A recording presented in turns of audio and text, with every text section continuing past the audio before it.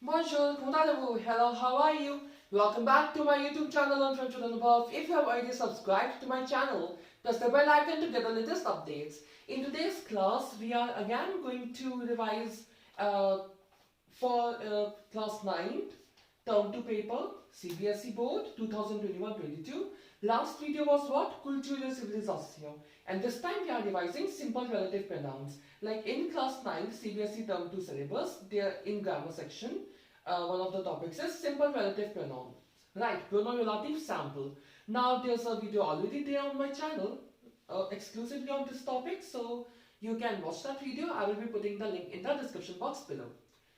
Now we are revising it. Some questions I tried to frame, some questions I took from Entre class 9 because I felt that they should be discussed again and they are important. Okay, and also I will be giving you some tips which you need, some points which you need to keep in mind, and some tips as well, and questions you will be getting in the description box. And as I said in my previous video that since there was a request, like I am uploading a few videos for term 2 class 9 CBSE paper, and after that we will get back to the content for class 10, right? So now when I checked your textbook, the only 3 pronouns which I got were que, qui and ou. There's one more, don, D-O-N-T, don. But since it was not there in Autism class 9, that's why I didn't take up any question of pronoun D-O-N-T, don. Okay, I just took que, qui and ou. Okay, so let's proceed. Question number 1. Hier, j'ai vu un film. Full stop, j'ai aimé ce film. So, what's the work of a pronoun? To replace a noun, to avoid the repetition of that noun, isn't it? So, pronoun relative sample, again, their work is the same. So, hier, j'ai vu un film, j'ai aimé ce film. So, it's a subjective paper, so most probably you would get 2 phrases and then you need to join those. You need to make them into one using pronoun relative sample, right? So, a film is repeating, film is getting repeated, right? So, what should be the answer? Question number 1. Hier. Oh, sorry. J'ai vu un film que j'ai aimé.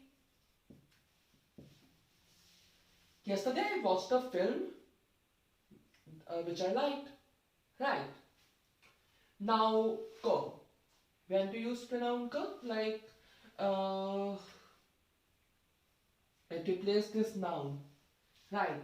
And after que, one indication that when you need to use que, when you are getting confused which one to use, que or qui, then after que, there's the subject.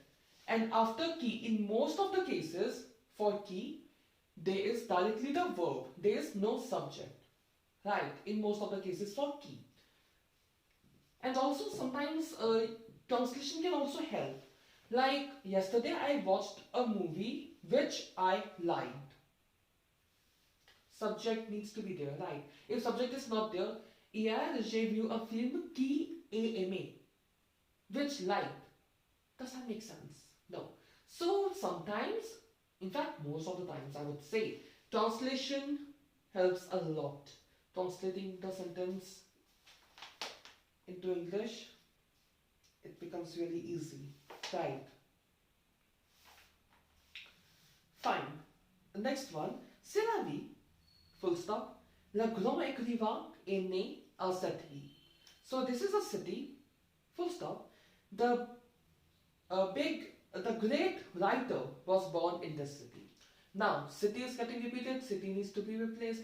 For places we use which pronoun? Ou, right? Now, this is the city where the great writer was born. Simple. So, again, here we translated and it became really easy. So, c'est la vie. Où est né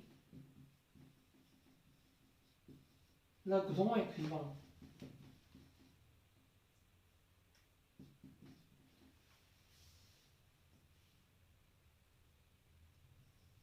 Like this is the city where was born the great writer. Now I think the question should be c'est une ville. Then it would make sense that it is a city. The big writer, the great writer was born in the city. Then when you combine, then it becomes that it is the city where. Right. So I feel in this question I should do this small change. Next one. Donne-moi le stylo, full stop, le stylo est dans la trousse.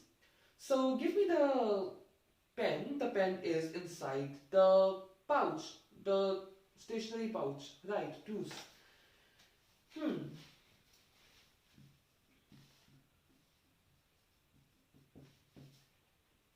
Donne-moi le stylo, now let's translate it. Give me the pen which is inside the pouch. Which is inside. After which directly is, which is a verb. Right. So donne-moi le stylo. Qui est dans la trousse. Another important thing, once you are using a pronoun, you need not to repeat that noun in the place where it's given in the question. Right. Like that pronoun has already replaced the second occurrence of that particular noun. Right. So why do we repeat that? Question number 4. We have Elle visite la ville. Okay, again I think I should do this small change here. Elle visite une ville. Il fait froid dans cette ville. So she visits a city. It is cold in this city. Right. So Elle visite. Wait, let me just judge. Like, if you're framing a question out of it, so should it be Elle visite la ville only, or should it be Elle visite une ville? Elle visite une ville, full stop. She visits a city. Il fait froid dans cette ville. Yeah, la will also work. That. So I believe that it should work. Okay, in one question I am using la, in another I am changing it here, ayunde. Simple. Like here I am writing yun, here I am writing la. Simple.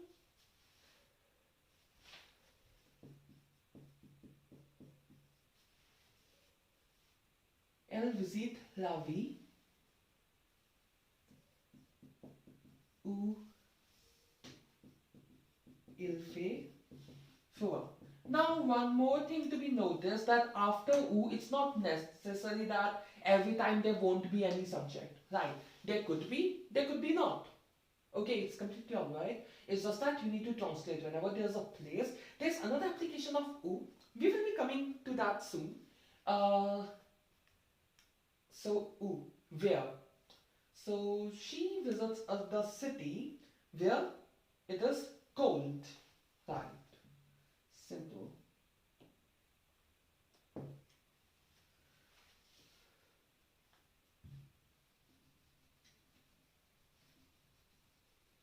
Like the thing is, answering is quite easy, but then framing the question, when these small things kind of create what?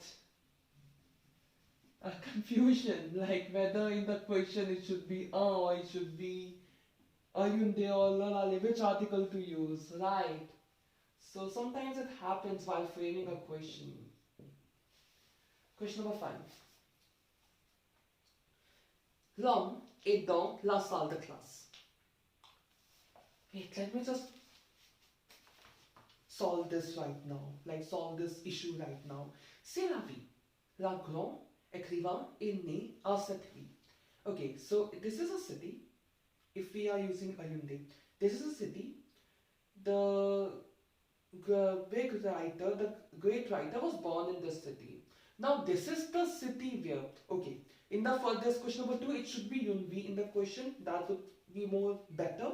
Elle visite la ville. Il fait froid dans cette ville.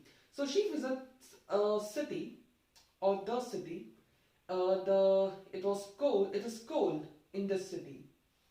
And I would say for this, in the question, it could be yun as well, it could be la as well. Depends on the context, right? Whether you want to speak in specific or you want to speak in general. Okay, issue solved, finally. Question number 5. L'homme est dans la salle de classe. L'homme est mon professeur de français. 2 statements. The man is inside the classroom. The man is my cet homme. It should be cet homme in the second statement. Cet homme, as I said, framing questions, it's a bit tedious task, like from scratch if one is framing the questions. Cet homme est mon professeur de français. So, the man is inside the classroom. This man is my French professor. So the man who is inside the classroom is my French professor. That should be the statement, right, when you're using the pronoun. So, oh, okay, here it should be translated to who, because we are using the pronoun for the person, right? The man who is, again, there is no subject, right, qui est dans la salle de classe, in the classroom, is my professor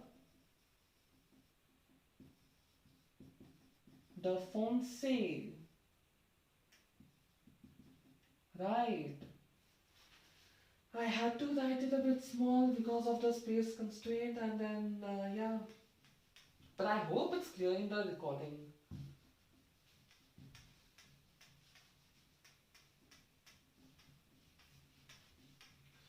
Four more. I guess next four are I guess taken from Entre Jeunes class 9 only, because I wanted to discuss these parts again because they are important. Okay. Question number 6. Question number 6 we have je voudrais une poupée. Je pourrais cette poupée. Je pourrais mettre cette poupée dans mon sac. So I would like to have a doll. I would be able to keep this doll in my bag. Okay.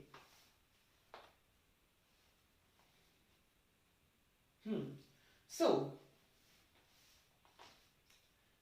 I want a doll. I would like to have a doll. Fine.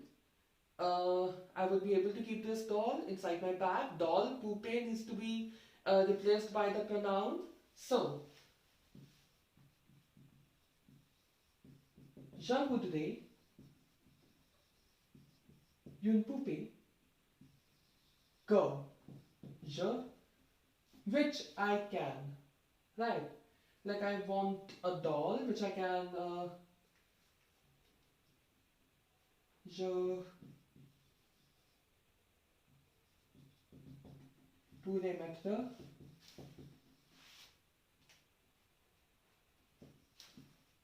dans mon sac. Simple.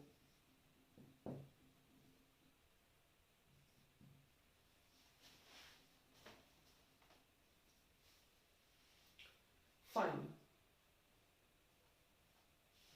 And it could be translated as that as well. Like, je voudrais une poupée. I would like to have a doll that I can keep, that I would like to keep in my bag. Which is better in translation for this particular one? Next one. La voiture dash. J'ai acheté et blanche. Okay. Now let's break it into two. J'ai acheté une voiture. Cette voiture est blanche. So, la voiture que j'ai achetée est blanche. The car which I bought. Now it's a fill in the blank, like, well, I can frame it into, like, the way I did just now. I will add the question in that way only because it's a subjective paper, right? Fill in the blanks are quite unlikely. So, j'ai acheté a blanche. Second last, question number 8. We have les Canadiens dash parlent français sont principalement du Québec. So, again, the question is from audition class 9. Les Canadiens who speak French are principally from Quebec. Right, again, there's no subject after the blank, isn't it? So, and even if you are translating, like the Canadians who speak French, after who, is there any subject? No. Right. So again, as I said, translation helps really well. So, les Canadiens. Should I write the whole thing? Yes, I should, because it's the second last question. I should have that much patience at least. Les Canadiens qui parlent français sont principalement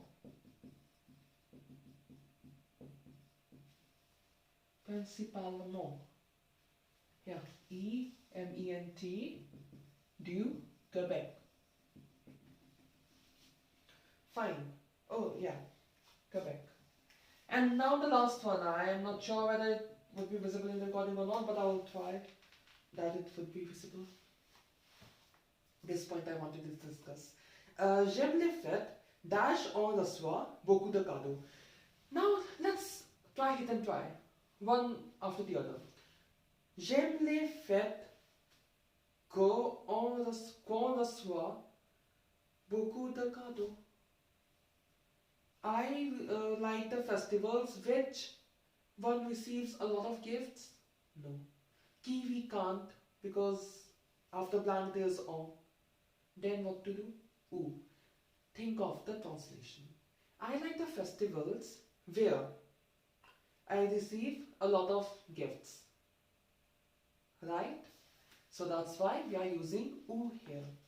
So it's not all the time that oo is getting used for places. Right? It's not all the time. This point I need to point out, so that's why.